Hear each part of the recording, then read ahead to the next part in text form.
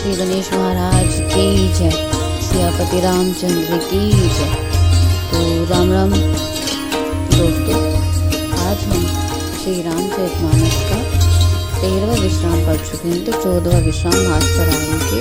अयोध्या कांड का 14वां विश्राम हम पढ़ेंगे।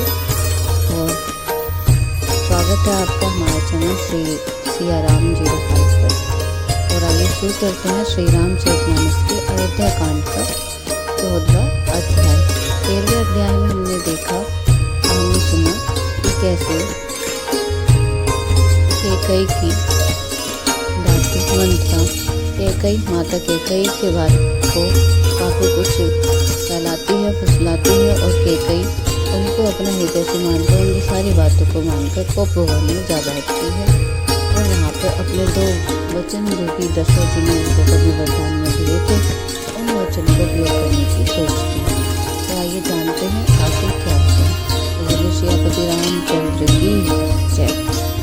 तो जब राजा ने कहा कि आप अपने जो आपने आभूषण वगैरह उतारे हुए जो अपना वेश बनाया हुआ है, इस वेश को ठीक कर लो और मैं राम को साक्षी मानकर कहता हूँ, जो आप कहोगे वो किया जाएगा, वो माना जाएगा। तो वो बोली कि हे प्राण प्यारे सुनिए, मेरे मन को भाने वाला एक वर तो दीजिए, भरत को राज तिलक, और हे नाथ दूसरा वर में मैं हाथ जोड़कर मांगती हूँ, मेरा मन पूरा कीजिए।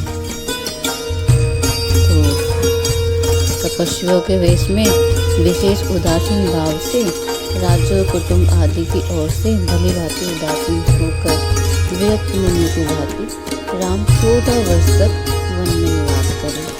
कैकई कोमल विनयुक्त वचन सुनकर राजा के हृदय में ऐसा शोक हुआ जैसे चंद्रमा के किरणें स्पर्श से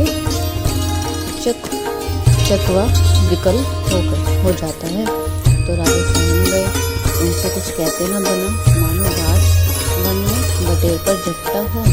राजा का रंग बिल्कुल उड़ गया, मानो तार के पेड़ को बिजली ने मारा हो। जैसे तार के पेड़ पर बिजली गिरने से अगर झुलस कर बजरंगा हो जाता है, वही हाल राजा का हुआ। माथे पर हाथ रखकर दोनों नेत्र बंद करके राजा ऐसे सोच करने लगा, मानो साक्षात सोच ही संविधान की सोच कर रहा हो। ये सोचते हैं कि भाई मेरा मनोरथ रूपी कल्पवश टूट चुका था, परंतु फलते समय कैकई ने हथनी की तरह उसे जड़ समेत उखाड़ कर नष्ट कर डाला। कैकई ने अयोध्या को उजाड़ कर दिया और विपत्ति सुदन में डाल दी। किस अवसर पर क्या हो गया? स्त्री का विश्वास करके मैं वैसे ही मारा गया जैसे वो उसकी शिक्षा रूपी फल मिलने के समय योगी को अविद्या नष्ट कर देती है। इस तरह राजा मन में ठीक रहे हैं। राजा का ऐसा बुरा हाल देखकर में बुरी तरह से क्रोधित हुई, बोली क्या भरत आपके पुत्र नहीं है? क्या मुझे आप दास देकर खरीद लाए हैं, दाम देकर खरीद लाए? क्या मैं आपकी विवाहता पुत्री नहीं हूँ जो मेरे वचन सुनते ही आपको बांध सा लगा? तो आप सोच समझ कर बात क्यों नहीं करते? उत्तर दीजिए हाँ कीजिए, नहीं तो ना ही कर दीजिए। आप रघुवंश में सत्य प्रतिष्ठा वाले प्रसिद्ध हैं। आपके ही वर देने को कहा था, अब भले ही ना दीजिए। सत्य को छोड़ दीजिए और जगत में अकेश लीजिए। सत्य की बड़ी सराहना करके वर देने को कहा था, समझाता कि वह सबीना ही मान लेगी। राजर्षि भी दधीची और बलि ने जो कुछ कहा शरीर और धन त्याग कर दी, उन्होंने अपने वचन की प्रतिज्ञा का निभाया। कैकई बहुत ही कड़वे वचन कह रही है, मानो गले पर नमक छिड़क रही हो। धन की धूरी को धारण करने वाले राजा दशरथ ने धीरज भरकर नेत्र खोले और सिर ढूंढकर थकर अंदर सांस लेकर इस तरह कहा कि इसने मुझे बड़ा कठोर मारा, ऐसी कठिन परिस्थिति उत्पन्न कर दी जिससे बच निकलना कठिन हो गया। प्रचंड क्रोध से जलती हुई कैकई सामने इस तरह दिखाई पड़ी, मानो क्रोध रूपी तलवार मेरे नयन से बाहर खड़ी हो। तो बुद्धि इस तलवार की नोट है, निष्ठुरता धार है और वह कुबेर की मंत्रा रूपी सान भरकर तेज की हुई है। राजा ने देखा कि यह तलवार बड़ी भयंकर और कठोर है, भयानक है। सोचा राजा की आसक्ति है मेरा जीवन लेगी। राजा अपनी छाती खड़ी करके बहुत ही ममता के साथ उसे कहते कि प्रिय लगने वाली वाणी बोले। और क्या बोले? प्रिया वचन कही से कुभाती, वीर प्रतीति प्रीति करी हाथी, मोरे भरतु राम दुई आँखी, सत्य कहो कई सक्रु साथी। अर्थात हे प्रिय, हे बंधु, विश्वास और प्रेम को नष्ट करके मेरी बोल कर वचन को कैसे कह रही हो? मेरे तो भरत और रामचंद्र दो आंखें हैं। यह मैं शंकर जी को साक्षी लेकर सत्य कहता हूँ। मैं अवश्य सवेरे ही दूत भेजूंगा। दोनों भाई भरत और शत्रुघ्न सुनते ही तुरंत आ जाएंगे। अच्छा दिन तुम मोर दिलवा कर सब तैयारी करके डंका बजाकर मैं को राज्य दे दूंगा। लोग न रामे राजू कर बहुत भरत पर प्रीति, मैं बड़ छोट विचारी जिया करो भरत हिम्मत नीति। अर्थात राम को राज्य का लोभ नहीं है और भरत का उसका बड़ा ही प्रेम है। मैं ही अपने मन में बड़े छोटे से विचार करके राजनीति का पालन कर रहा था, बड़े को राज्य तिलक देने का कह रहा था। राम की शोभा शोभन खाकर मैं स्वभाव से ही कहता हूँ कि राम की माता कौशल्या ने इस विषय में मुझसे कभी कुछ नहीं कहा। अवश्य ही मैंने तुम्हें बिना पूछे ये सब किया, इसलिए मेरा मुहूर्त खाली गया। अब तो छोड़ दें और मंगल शास्त्र, कुछ ही दिनों बाद भरत युवराज हो जाएंगे। एक ही बात को मुझे दुख लगा कि तुमने दूसरा वरदान बड़ी अड़चन का मांगा। उसकी आखिर में अभी मेरा हृदय चल रहा है। यह दिल लगी में, क्रोध में अथवा सचमुच ही वास्तव में सच्चा है। क्रोध को त्याग कर राम का प्राप्तव्य था। सब कोई तो कहते हैं कि राम बड़े साधु हैं, तो तुम भी राम की सराहना करती है और उनका स्नेह किया करती थी। यह पर सुनकर मुझे संदेह हो गया है कि तुम्हारी प्रशंसा और स्नेह कहीं झूठे तो नहीं थे। जिसका स्वभाव शत्रु को भी अनुकूल है, वह माता के प्रतिकूल आचरण क्यों कर करेगा? इसलिए हंसी और क्रोध छोड़ दे और विवेक उचित अनुचित विचार कर बने, जिससे हम नेत्र भरकर भरत का राज्य से देख सकूं। मछली चाहे बिना पानी के जीती रहे और सांप भी चाहे बिना मनी के दिन होकर जीता रहे, परंतु मैं स्वभाव से ही कहता हूँ कि मन में छल रखकर नहीं कि मेरा जीवन राम के बिना नहीं है। हे चतुर्प्रिय, जीने समझते मेरा जीवन श्री राम के दर्शन के अधीन है। राजा के कोमल वचन सुनकर गुरु विद्धि कहकर अत्यंत जल रही है, परंतु मानो अग्नि में घी की आहुति कर रही है। कई कहती है आप करोड़ों उपाय क्यों न करें, यहाँ आपकी चालबाजी नहीं चलेगी। या तो मैंने जो मांगा सो दीजिए, नहीं तो ना ही करके अपीस लीजिए।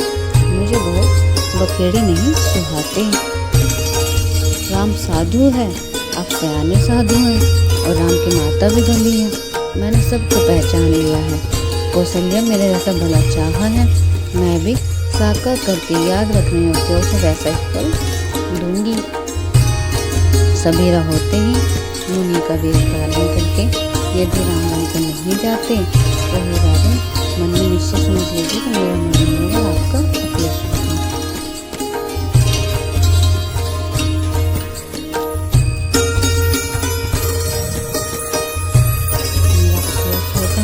आपका अपयश होगा, ऐसा कहकर कुटिल कैकई उठ खड़ी हुई, मानो क्रोध की नदी उमड़ी हो। वह नदी पाप रूपी पहाड़ से प्रकट हुई है और क्रोध रूपी जल से भरी है। ऐसी भयानक है कि देखी नहीं जाती। दोनों वरदान उस नदी के दो किनारे हैं। कैकई का कठिन हट ही उसकी धारा है और मंत्रा के वचनों की प्रेरणा ही भवर है। वह क्रोध रूपी नदी राजा दशरथ रूपी वृक्ष को जड़ मूल से ढाती हुई विपत्ति रूपी समुद्र की ओर चली है। राजा ने समझ लिया कि इस बात सचमुच सच्ची है। स्त्री के बहाने में मृत्यु भी ऊपर नाच रही है। राजा ने कैकई के चरण पकड़कर उसे बैठाकर विनती की कि तू सूर्य कुल के लिए कुल्हाड़ी मत बन। मांगो मात अभय देव तोहि, राम विरह जनि मारस मोहि। राखो राम कहूँ जे तेई भांति, नाही ते जरहि जन्म भरी छाती। अर्थात तू मेरा मस्तक मांग ले, मैं तुझे अभी दे दूँ, पर राम के विरह में मुझे मत मार। जिस किसी प्रकार से तू राम को रख ले, नहीं तो जन्म भर तेरी छाती जलेगी। राजा ने देखा कि लोग असाध्य है। अब वे अत्यंत सी आत्मवाणी से हा राम कहते उसे पीट कर जमीन पर गिर पड़े। राजा व्याकुल हो गए, उनका साया सही सफल पड़ गया, मानो हथिनी ने कल्प वृक्ष को उखाड़ फेंका हो। कंठ सूख गया, मुख से बात नहीं निकली, मानो पानी के बिना परिणाम मछली तड़प रही हो। कई फिर कड़वे कठोर वचन बोली, मानो घाव में जहर भर रही हो। कहती है, जो अंत में ऐसा ही करना था तो अपने मान किस बल पर कहा था। ये राजा ठहाका मारकर हंसना और गाल खिलाना, तो ये दोनों एक साथ हो सकते हैं। गाने भी कहाना, कंजूसी भी करना, क्या राजपूतों में क्षेम कुशल ही रह सकती है। लड़ाइयों में बहादुरी भी दिखावे और कहीं चोट भी ना आवे। या तो वचन ही छोड़ दीजिए या धैर्य धारण कीजिए। जो ऐसा है स्त्री के बात ही वो ये पीछे नहीं। स्त्री व्रती ये तो शरीर, स्त्री, पुत्र, घर, धन और पति सब दिन के बराबर रह गए हैं, चले गए हैं। कई के वन दे दी वचन सुनकर राजा ने कहा, तू जो चाहे कह, तेरा कुछ भी दोष नहीं है। मेरा काल मुझे मानो पिशाच होकर लग गया है, वही तुमसे यह सब कहला रहा है। भरत तो भूलकर भी राजपद नहीं चाहते, होनहार बस तेरे ही जी में कुमति आ बसी। यह सब मेरे पापों का परिणाम है, जिससे कुछ समय में भी मौके विधाता विपरीत हो गया। तेरी उजड़ी हुई यह सुंदर अयोध्या फिर भली भांति बसेगी। उस समस्त गुणों के दाम श्री राम की प्रभुता भी होगी। सब भाई उसकी सेवा करेंगे और तीनों लोगों में श्री राम की बड़ाई होगी।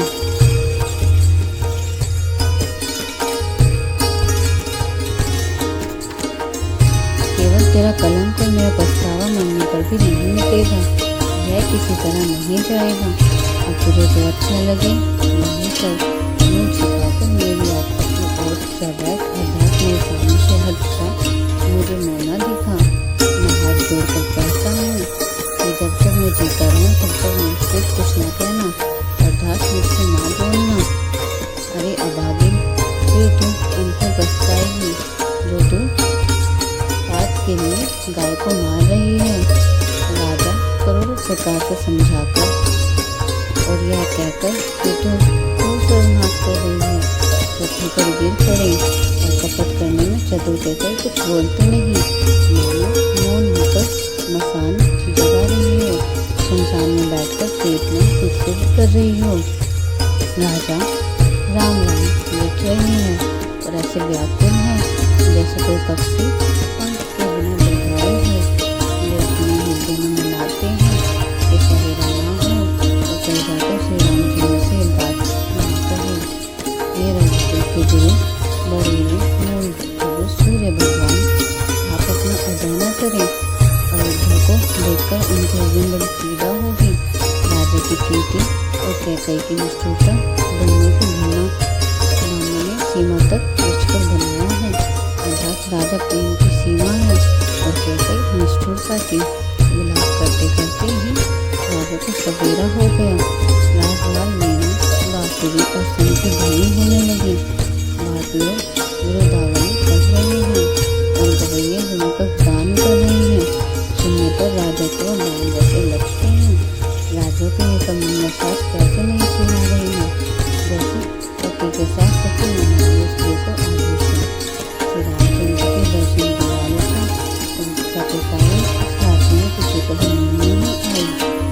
राजद्वार पर मंत्रियों और सेवकों की भीड़ लगी है। वे सब पूर्व कुल को उदय हुआ देखकर कहते हैं कि ऐसा कौन सा विशेष कारण है।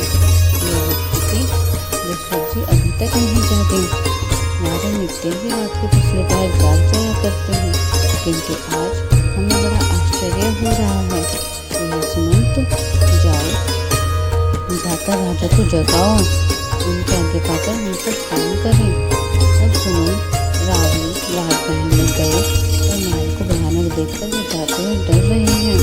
ऐसा लगता है मानो दौड़कर काट खाएगा। उनकी ओर देखा भी नहीं जाता, मानो ये पत्ते और विषाद ने यहाँ डेरा डाल रखा है। पूछने पर कोई जवाब नहीं देता। वो उस महल में गए तो राजा और कह रहे थे जय जी कहकर शीश नहाकर नजर कर बैठे और राजा की दशा देखकर वो बिल्कुल सूख ही गए। देखा कि राजा सोच से व्याकुल है, चेहरे का रंग उड़ गया है, जमीन पर ऐसे पड़े हैं मानो कमल जब छोड़कर जैसे उखड़कर मुरझाया पड़ा हो।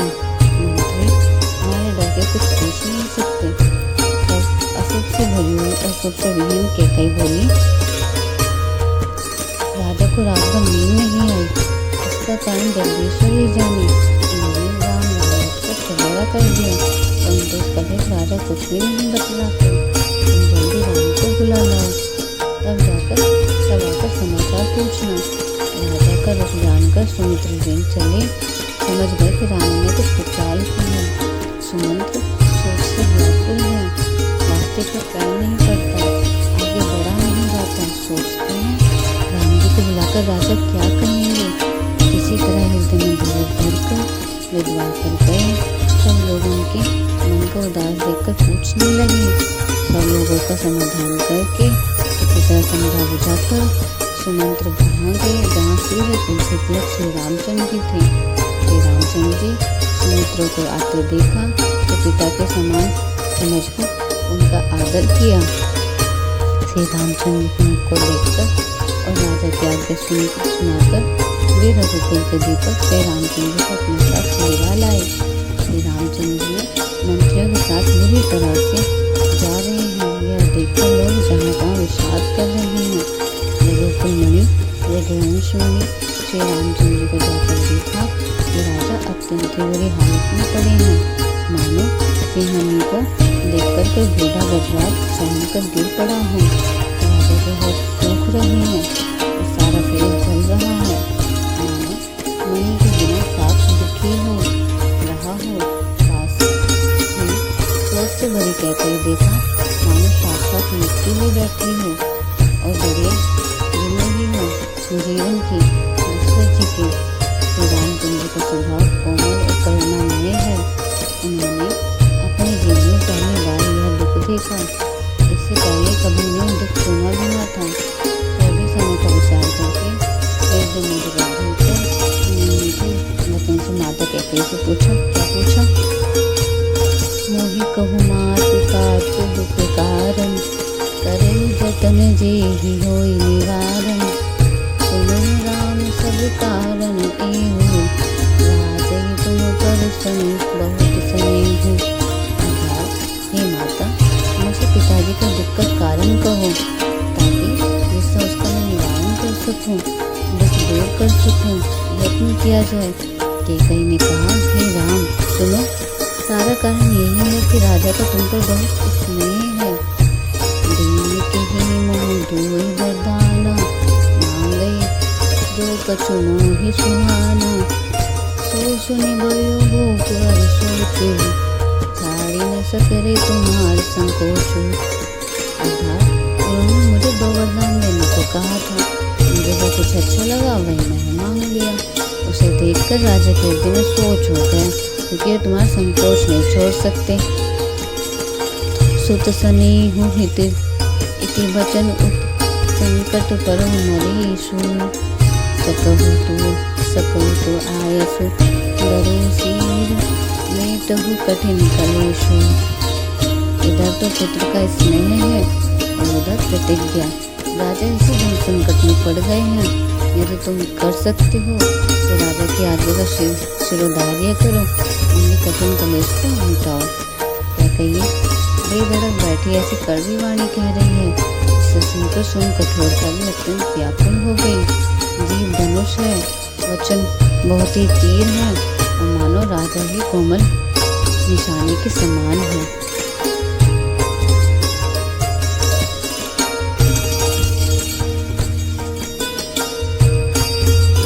श्री पिताजी का सब हाल सुनाकर वह ऐसे बैठी हैं मानो निष्ठुरता ही सही धारण किए हुए हो। रघुकुल के सूर्य स्वाभाविक ही आनंद निधान श्री रामचंद्र जी के मन में मुस्कुराकर सब दूषणों से रहित ऐसे कोमल और सुंदर वचन बोले जो मानो वाणी के भूषण ही हो। उन्होंने क्या कहा? सुनो जननी सोई सुत बड़ भागी, जो पितु मातु बचन अनुरागी। तनय मातु पितु तोष निहारा, दुर्लभ जननी सकल संसारा। अर्थात हे माता सुनो, वही पुत्र बड़भागी है जो पिता माता के वचनों का अनुरागी है, पालन करने वाला है। आज्ञा पालन के द्वारा माता पिता को संतुष्ट करने वाला पुत्र हे जननी सारे संसार में दुर्लभ है। वन में विशेष रूप मुनियों का मिलाप होगा, जिससे मेरे से प्रकार से कल्याण है, उससे भी मैं फिर पिताजी की आज्ञा और ये जननी तुम्हारी सम्मति है और प्राण प्रिय भरत राज्य पावेंगे। इन सभी की बातों को देखकर ये प्रतीत होता है कि आज विधाता ने सब प्रकार से मेरे सम्मुख मेरे अनुकूल है। यदि मेरे काम के लिए मैं वन को न जाऊं तो मूर्खों को समाज में सबसे पहले मेरी गिनती करनी चाहिए। जो कल्प वृक्ष को छोड़कर पेड़ की सेवा करते हैं और अमृत त्याग कर विष मांग लेते हैं, हे माता तुम मन में विचार देखो, हे महामूर्ख भी ऐसा मौका पाकर कभी न चूकेंगे। हे माता मुझे एक ही दुख विशेष रूप से हो रहा है, यह महाराज को अत्यंत व्याकुल देखकर इस थोड़ी सी बात के लिए ही पिताजी इतना भारी दुख हो। हे माता मुझे इस बात पर विश्वास नहीं होता, क्योंकि महाराज तो बड़े ही वीर और गुणों के अथाह समुद्र हैं। अवश्य ही मुझसे कोई बड़ा अपराध हो गया, जिसके कारण महाराज मुझसे कुछ नहीं कहते। तुम्हें मेरी सौगंध है माता, तुम सच कहो। रघुकुल में श्री रामचंद्र के स्वभाव से ही सीधे वचनों की दुर्बुद्धि कहकर टेढ़ा ही करके जान रही है। वैसे यद्यपि जल समान ही होता है, परंतु जो कुछ में टेढ़ी चलने से ही चलती है, चाल से ही चलती है। रानी कहकर श्री रामचंद्र जी का दुख पाकर हर्षित हो गई और कपटपूर्ण उसने दिखाकर बोली, तुम्हारी शपथ और भरत की सौगंध है, मुझे राजा के दुख का दूसरा कुछ भी कारण विदित नहीं है। हे तात, तुम अपराध के योग्य नहीं हो, तुमने माता पिता अपराध बन पड़े, ये संभव नहीं। तुम तो माता पिता और भाइयों को सुख देने वाले हो। हे राम, तुम जो कुछ कह रहे हो सब सत्य है। तुम पिता माता के वचनों का पालन में तत्पर हो। मैं तुम्हारी बलिहारी जाती हूँ। तुम पिता को समझाकर वही बात कहो जिससे बुढ़ापे में उनका अपयश न हो, जिसके पुण्य से इनको तुम जैसे पुत्र देने उनका निरादन करना उचित नहीं। कैकेयी के बुरे मुख में ये सब वचन कैसे लगते हैं? जैसे मगध देश में गया अदिति तीर्थ श्री रामचंद्र की माता कैकेयी, सब वचन ऐसे अच्छे लगे जैसे गंगा जी में जाकर अच्छे बुरे सभी प्रकार से जल शुभ सुंदर हो जाते हैं। इतने में राजा की मूर्छा दूर हुई। उन्होंने राम का स्मरण करके राम राम कहकर फिरकर करवट ली। मंत्री ने श्री रामचंद्र जी का आना कहकर समनुकूल विनती की। जब राजा ने सुना कि रामचंद्र पधारे हैं तो उन्होंने धीरज करके नेत्र खोले। मंत्री ने संभाल कर राजा को बैठाया। राजा ने श्री रामचंद्र जी को अपने चरणों पर देखकर प्रणाम करते देखा। स्नेह के विकल्प राजा ने राम जी को हृदय से लगा लिया, मानो साप ने अपनी खोई हुई मणि फिर से ले ली हो। राजा दशरथ जी ने श्री रामचंद्र जी को देखते ही रह गए। उनके नेत्रों से आंसू की धारा बह गई। शोक के विशेष वश होने के कारण राजा कुछ नहीं कह सकते। वे बार बार श्री रामचंद्र जी को हृदय से लगाते हैं और मन में ब्रह्मा जी को मनाते हैं कि जिसने श्री रघुनाथ जी को वन को ना जाए। फिर महादेव जी का स्मरण करके उनसे निहोरा करते हुए कहते हैं कि हे सदाशिव, आप मेरी विनती सुनिए। आप शीघ्र प्रसन्न होने वाले आशुतोष और अवददानी मुँह मांगा दे डालने वाली हैं, अतः मुझे अपने दीन सेवक जानकर मेरे दुख को दूर कीजिए। आप प्रखर रूप से सबके हृदय में हैं। आप श्री रामचंद्र को ऐसी बुद्धि दीजिए जिससे वे मेरे वचन को त्याग कर और शील स्नेह को छोड़कर घर में ही रह जाए। जगत में चाहे अपयश हो और सुयश नष्ट हो जाए, चाहे नया पाप होने से मैं नरक में गिरूं अथवा स्वर्ग चला जाए, पूर्ण पुण्यों के फल स्वरूप मिलने वाला स्वर्ग मुझे नहीं चाहिए। और भी सब प्रकार से दुख दुसह आप मुझसे सहन करा लें, पर श्री रामचंद्र को मेरी आंखों की ओर ना हो। राजा मन में इस प्रकार विचार कर रहे हैं, बोलते नहीं। उनका मन पीपल के पत्ते की तरह डोल रहा है। श्री रघुनाथ जी के पिता को प्रेमवश जानकर और यह अनुमान करके कि माता फिर कुछ कहेंगे तो पिताजी दुख होगा, देश काल और अवसर के अनुकूल विचार कर विनम्र वचन कहे, हे तात, मैं कुछ कहता हूँ, यह टिड़ाई करता हूँ, इस अनुचित्य मेरी बाल्यावस्था समझकर क्षमा कीजिएगा। इस अत्यंत तुच्छ बात के लिए आपने इतना दुख पाया। मुझे किसी से पहले कहकर यह बात नहीं जनाई। स्वामी, आपको इस दशा में देखकर मैंने माता से पूछा। उन्होंने सारा प्रसंग सुनाकर मेरा सब अंग शीतल हो गया। मुझे बड़ी प्रसन्नता हुई। हे पिताजी, इस मंगल के समय इसमें वश होकर सोच करना छोड़ दीजिए और हृदय में प्रसन्न होकर मुझे आज्ञा दीजिए। यह कहते हुए प्रभु श्री रामचंद्र जी सर्वांग पुलकित हो गए। उन्होंने फिर कहा, इस पृथ्वी तल पर उनका जन्म धन्य है, जिसका चरित्र सुनकर पिता को परम आनंद हो, जिसके माता पिता के प्राणों को प्रिय हो। चारों प्रधान अर्थ, धन, काम, मोक्ष उनके तरल तल मुट्ठी में रहते हैं। आपकी आज्ञा पाकर, पालन करके और जन्म का फल पाकर मैं जल्दी ही लौट आऊंगा। अतः कृपया आज्ञा दीजिए, माता से विदा मांगता हूँ, फिर आपको पैर लगकर प्रणाम करके वन को चलूंगा। ऐसा कहकर तब श्री रामचंद्र जी वहाँ से चले गए। राजा ने शोकवश कोई उत्तर न दिया। यह बहुत ही अप्रिय बात नगर भर में इतनी जल्दी फैल गई, मानो डंक मारते बिच्छू का भी सारे शरीर में चढ़ गया हो। इस बात को सुनकर सब स्त्री पुरुष ऐसे व्याकुल हो गए जैसे दावानल वन में आग लग गई। देखकर बेलों वृक्ष मुरझा जाते हैं। जो वही सुनता है वह वही धुन को पीटने लगता है। बड़ा विषाद है, किसी को धीरज नहीं बनता। सत्यमुख सूजे जाते हैं, आंसुओं से आंसू बहते हैं, आँखों से आंसू बहते हैं। शोक हृदय नहीं समाता, मानो करुणावश की सेना आवत पर डंका बजाकर उतर आई हो। सब मेल मिल गए थे, सब सहयोग ठीक हो गए थे। इतने में विधाता ने बात बिगाड़ दी। जहाँ तहाँ लोग कैकई को गाली दे रहे हैं। इस पापिनी को क्या सोच पड़ा जिसने छाए घर पर आग रख दी। यह अपने हाथ से अपने आंखों को निकालकर आंखों के बिना ही देखना चाहती है और अमृत फेंककर विष चखना चाहती है। यह कुटिल, कठोर, दुर्बुद्धि और अभागन कैकई भगवान छोटे बास के वन के लिए अग्नि हो गई। पत्ते पर बैठकर इसने पेड़ को काट डाला। सुख में शोक का ठाट ठटकर रख दिया। श्री रामचंद्र को सदा प्राणों के समान प्रिय थे, फिर भी न जाने किस कारण इसने कुटिलता ठानी।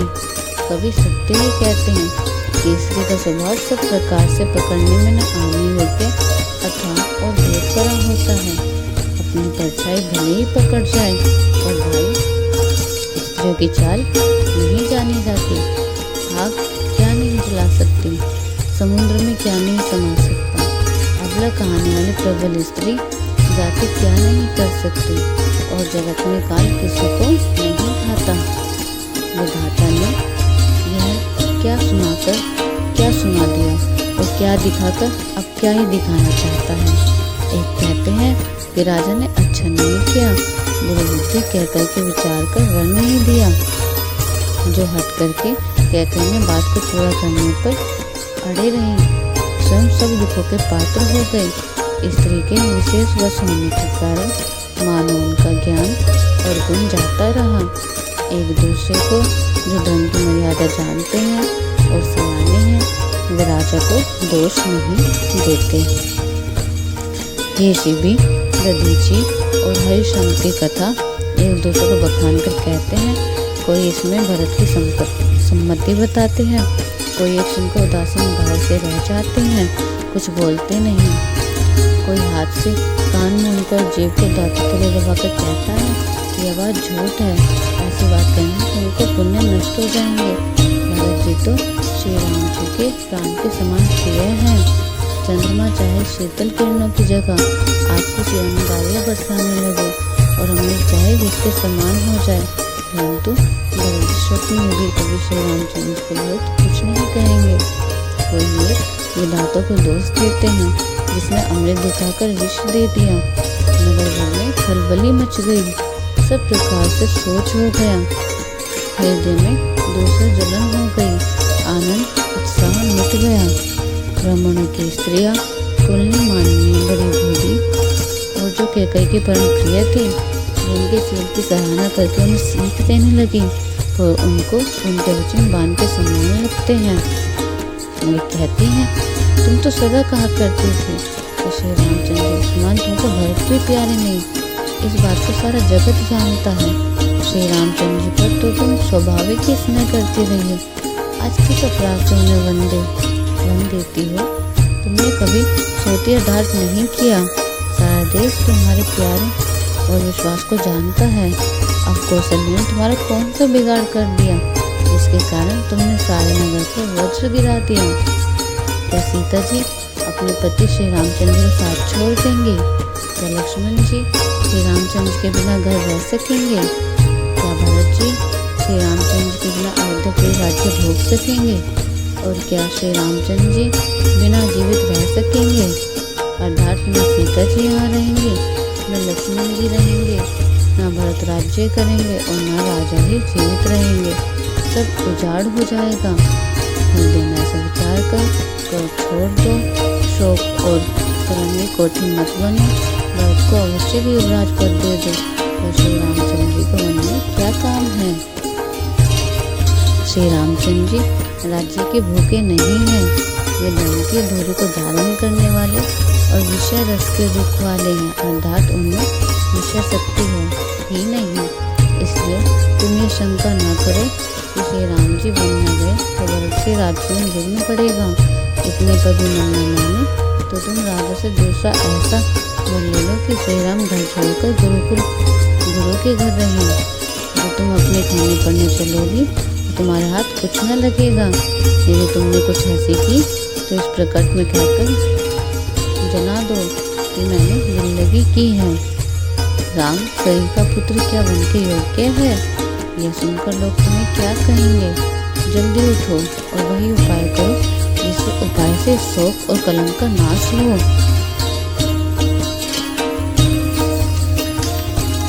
जिस तरह नगर भर में शोक और कलंक मिटे, वही उपाय करके कुल की रक्षा कर वन जाते हुए श्री रामचंद्र को हट करके लौटा ले। दूसरी कोई बात न चला। तुलसीदास जी कहते हैं, जैसे सूर्य के बिना दिन, प्राण के बिना शरीर और चंद्रमा के बिना रात निर्जीव तथा शोभाहीन हो जाती है, वैसे ही श्री रामचंद्र के बिना अयोध्या हो जाएगी। हे भामिनी, तुम अपने हृदय में इस बात को समझ विचार कर देख तो सही। इस प्रकार सखियों ने ऐसी सीख दी जो सुनने में मीठी और परिणाम में हितकारी थी। और कुटिल कुबरी की सफाई पढ़ाई हुई कैकई इस पर जरा भी कान नहीं दिया। कैकई ने कोई उत्तर नहीं दिया। वे दूसरे क्रोध के मारे बेमुरक्कल हो गई, बेमुरक्कत हो गई। ऐसे देखती है मानो भूखी बांगनी हिरण्यों को देख रही हो। तब सखियों ने रोग को असाध्य समझकर उसे छोड़ दिया। सब उसको मंदबुद्धि अभागिनी कहते हुए चल दी। राज्य करते हुए इसके कई ने देव ने नष्ट कर दिया। इसके जैसा कुछ नहीं, वैसा कोई भी न करेगा। नगर के सभी स्त्री पुरुष इस प्रकार विलाप कर रहे हैं और इसको चाली कैकई को करोड़ों गालियां दे रहे हैं। लोग विषम ज्वर भयंकर दुख की अग्नि से जल रहे हैं। लंबी सांसें लेते हुए वे कहते हैं कि श्री रामचंद्र जी के बिना जीने की कोई आशा है। महान युवक की आशंका से प्रजा ऐसी व्याकुल हो गई है मानो पानी के सूखने के समय जलचर जीवों का समुदाय व्याकुल हो। सभी पुरुष और स्त्रियां अत्यंत विषाद के वश हो गए हैं। स्वामी श्री रामचंद्र जी को माता कौशल्या के पास गए। उनका मुख प्रसन्न है और चित्त में चौगुना उत्साह है। यह सोच मिट गया कि राजा कहीं रख न ले। श्री रामचंद्र जी को राज तिलक की बात सुनकर विषाद हुआ था कि सब भाइयों को छोड़कर बड़े भाई मुझको ही राज तिलक क्यों होता है। तब माता कैकेयी की आज्ञा और पिता की मौन सम्मति पाकर वह सोच मिट गया। श्री रामचंद्र जी का मन नए पकड़े हुए हाथी के समान और राज तिलक इस हाथी के बांधने की काटेदार लोहे की बेड़िया समान है। बन जाना है। यह सुनकर अपने को बंदी को छुटा जानकर उनके हृदय में आनंद बढ़ गया। रघुकुल तिलक श्री रामचंद्र जी ने दोनों हाथ जोड़कर आनंद के साथ माता के चरणों में शीश नवाया। माता ने आशीर्वाद दिया, अपनी हृदय से लगा लिया और उन पर गहने और कपड़े निछावर किए। माता बार बार श्री रामचंद्र जी का मुख चूम रही है। नेत्रों में प्रेम का जल भर गया है और सब अनुपुलकित हो रही हैं। श्री राम को अपनी गोद में बैठाकर फिर हृदय से लगा लिया। सुंदर स्तन दूध बहने लगे।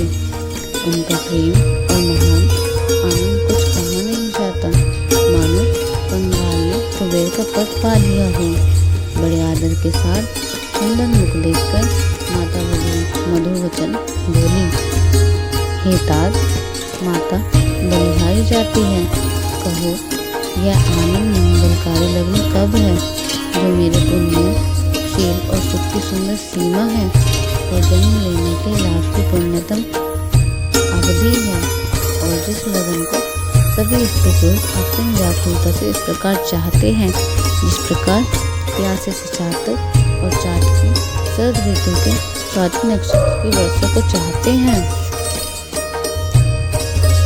हे तात, मैं बलैया लेती हूँ, तुम जल्दी नहा लो और जो मन भावे कुछ मिठाई खा लो।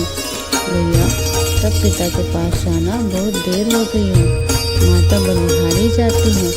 माता के अत्यंत अनुकूल वचन सुनकर जो मानो स्नेह रूपी कल्प वृक्ष के फूल थे, जो सुख रूपी मकर कंद से भरे थे और श्री राजलक्ष्मी के मूल थे, ऐसे वचन रूपी फूलों को देखकर श्री रामचंद्र जी के मन को भरा उनका नहीं भूला। धन श्री रामचंद्र जी ने धन की गति समझाकर माता से अत्यंत कोमल वाणी से कहा, हे माता, पिताजी ने मुझको वन का राज्य दिया है जहाँ सब प्रकार से मेरा बड़ा काम बनने वाला है। हे माता, तो प्रसन्न मन से मुझे आज्ञा दी जिससे मेरी वन यात्रा में आनंद मंगल हो। मेरे स्नेहवश भूल कर भी डरना नहीं। हे माता, तेरी कृपा से आनंद ही होगा।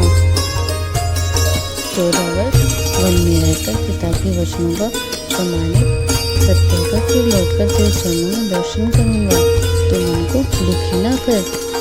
लघुकुल श्रेष्ठ श्री रामचंद्र जी ने ये बहुत ही मौन और मीठे वचन माता के हृदय में बाण के समान लगे और कसकने लगे। उस शीतल वाणी को सुनकर कौशल्या वैसे ही स्वयं पर सूख गई जैसे बरसात का पानी पड़ने से जवासा सूख जाता है।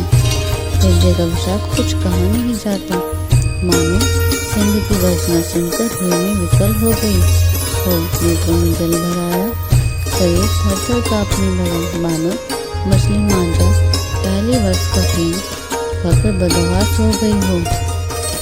धीरे आकर पुत्र को मुख देखकर माता गदगद वचन कहने लगी, हे तात, तुम तो पिता के प्राणों समान प्रिय हो। तुम्हारे शरीर को देखकर वे नित्य प्रसन्न होते थे। राज्य देने के लिए उन्होंने शुभ दिन सोचवाया था। फिर अब किस अपराध से वन जाने को कहा। हे तात, मुझे इसका कारण सुनाओ। सूर्यवंश रूपी वन को जलाने के लिए अग्नि कौन हो गया। तब श्री रामचंद्र का रुख देखकर मंत्री के पुत्र ने सब कारण समझाकर कहा। इस प्रसंग को सुनकर वे गूंगी जैसी चुप रह गई। उनकी दशा का वर्णन नहीं किया जा सकता। न लिखी सकती है और न ही यह कह सकती है कि वन चले जाओ। दोनों ही प्रकार से हृदय में बड़ा भारी संताप हो रहा है। हम सोचते हैं कि देखो विधाता की चाल सदा सबके लिए टेढ़ी होती है। लिखने लगे चंद्रमा और लिख गया राहुल। धर्म और स्नेह दोनों ने कौशल्य की बुद्धि को घेर लिया। उनकी दशा साफ छछूंदर सी हो गई।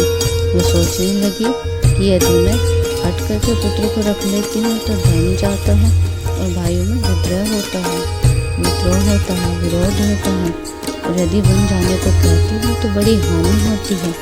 इस प्रकार से धन संकट में पड़कर रानी उसे सोचकर बस हो गई। फिर बुद्धिमती कौशल्या उसके धन पतिव्रता धन को समझकर और राम तथा भरत दोनों पुत्रों को समान समझकर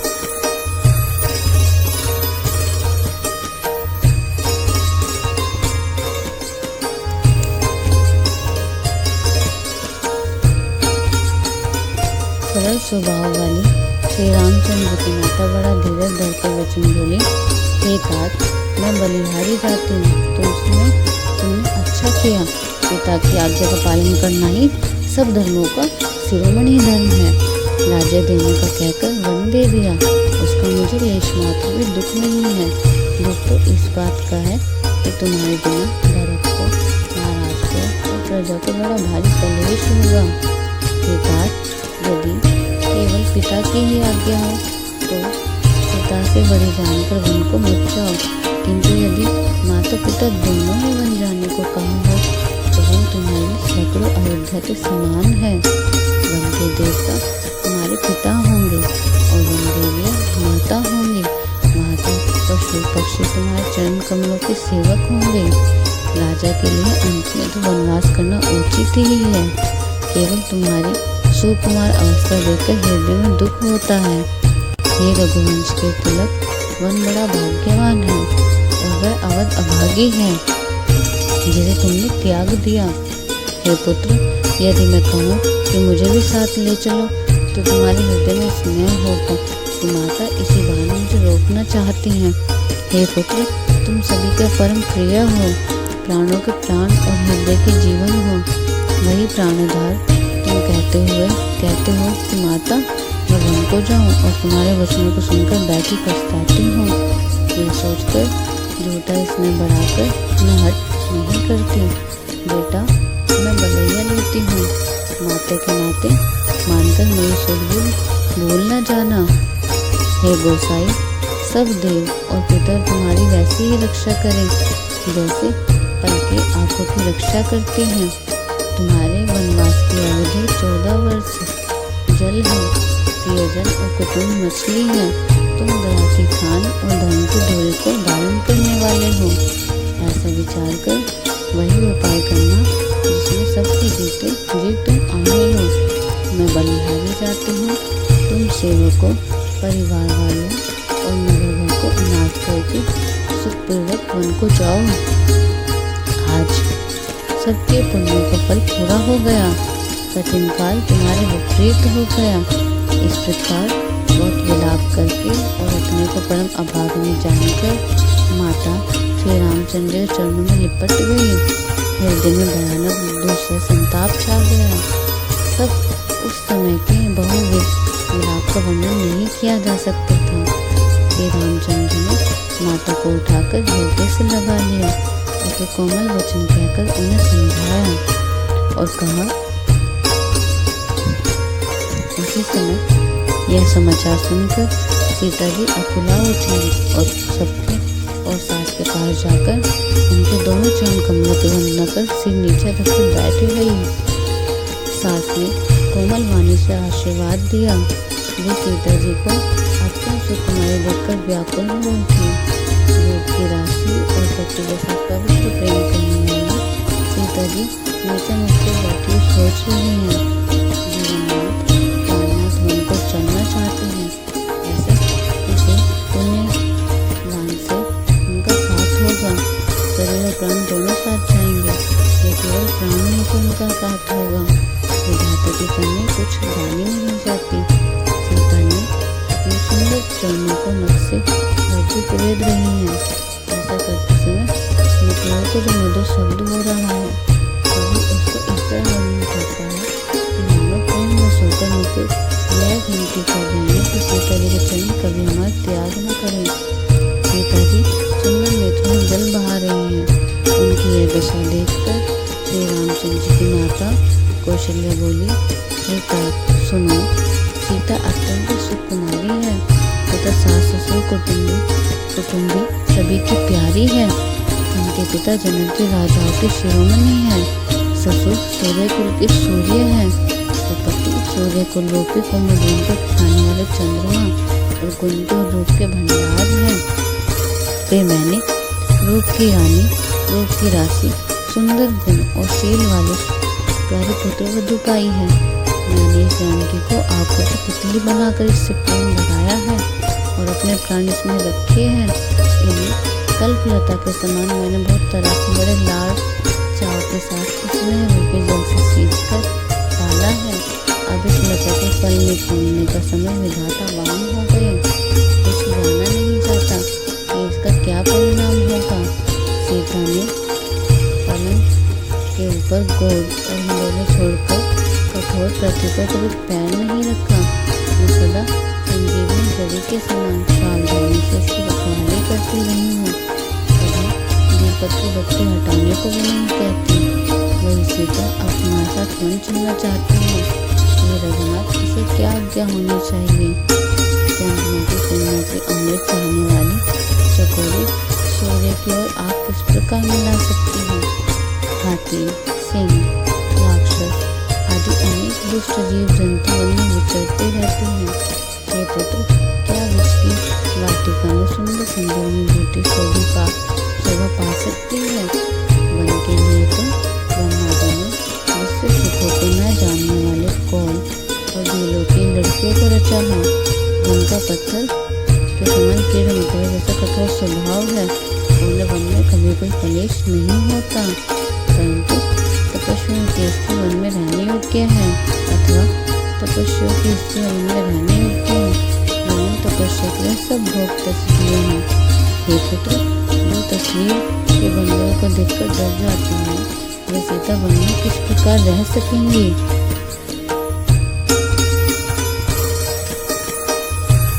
देव सरोवर के कल्पवृक्ष में विचरण करने वाली हंसनी क्या तलैया में रहने योग्य है।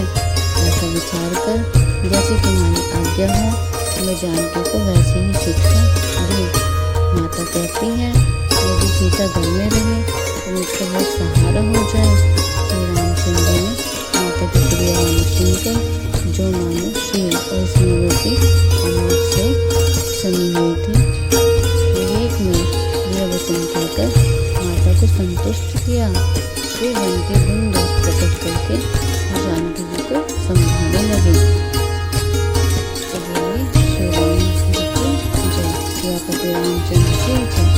तो दोस्तों आज हमने श्री रामचरितमानस के मास पारायण का 14वां विश्राम समाप्त